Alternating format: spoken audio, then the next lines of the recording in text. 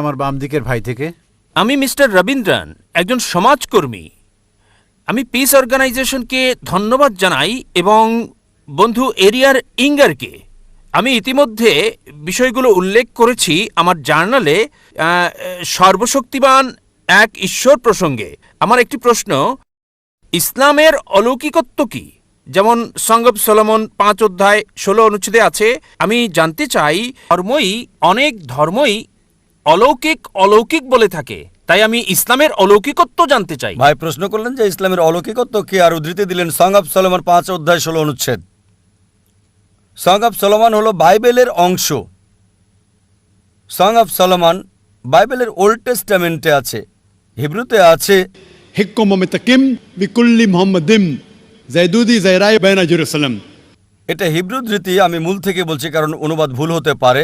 হিক্কুম মুতাকিম বিকুল্লি মুহাম্মাদিম জাইদুদি জাইরাই বাইনা জেরুসালাম, যার অর্থ সে অতি মনোরম, সে প্রশংসিত, সে আমার প্রিয়। হে ইসরায়েলের সন্তানেরা, মূল থেকে বলছি কেন? কারণ মূল শব্দটা হচ্ছে মুহাম্মাদিম। হিব্রু ভাষায় ইমযুক্ত করা হয় সম্মান বোঝাতে গিয়ে। মুহাম্মাদের সাথে ইমযোগ করলে হবে মুহাম্মাদিম, যেমন এল্লো মানে ঈশ্বর, এলোহিম ঈশ্বরের প্রতি সম্মান বোঝায়। আর বাইবেলের অনুবাদের মধ্যে এই প্রপার নাউন মুহাম্মাদের অনুবাদ করেছেন অতি মনোরম। কিন্তু সং অব সলোমন অধ্যায় 5 অনুচ্ছেদ 16তে সর্বশেষ ও চূড়ান্ত নবী মুহাম্মদ সাল্লাল্লাহু সাল্লামের আগমন সম্পর্কে তার নাম সহ বলা হয়েছে। এবার আসি আপনার প্রথম প্রশ্নে, ইসলামের অলৌকিকত্ব কি? ইসলামের অনেক অলৌকিকত্ব রয়েছে। যদি সহিহ হাদিস পড়েন, সেখানে 300-রও বেশি অলৌকিকত্বের কথা উল্লেখ আছে যেগুলো নবীজি করেছিলেন। তবে যে অলৌকিকত্ব নিয়ে গর্ব করি তা হচ্ছে পবিত্র কোরআন। এটা হচ্ছে ইসলামের অলৌকিকত্ব। অন্য সব অলৌকিকত্ব আমরা বিশ্বাস করি, যেমন মুসা আলাইহিস সালাম সমুদ্র 2 ভাগ করেছিলেন, যীশু খ্রিস্ট ভাই সাল্লাল্লাহু আলাইহি সাল্লাম মৃতকে জীবিত করতেন। কিন্তু এখন যদি দেখতে যাই, সেই সময় কি যেতে পারবো যাচাই করতে সমুদ্র ভাগ করেছিলেন কিনা?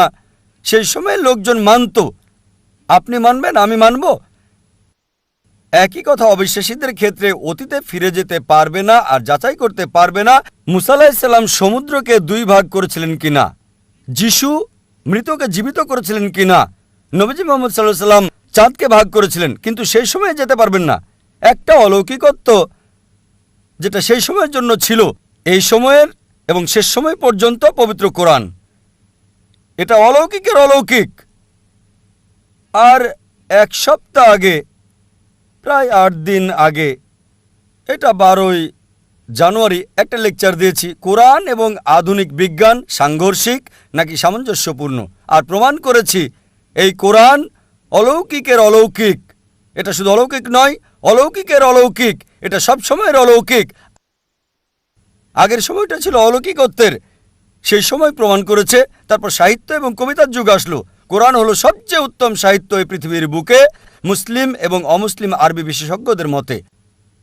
এখন যদি কোনো ধর্মগ্রন্থ কাব্যিক ভাষায় বলে পৃথিবী সমতল, বিশ্বাস করবেন?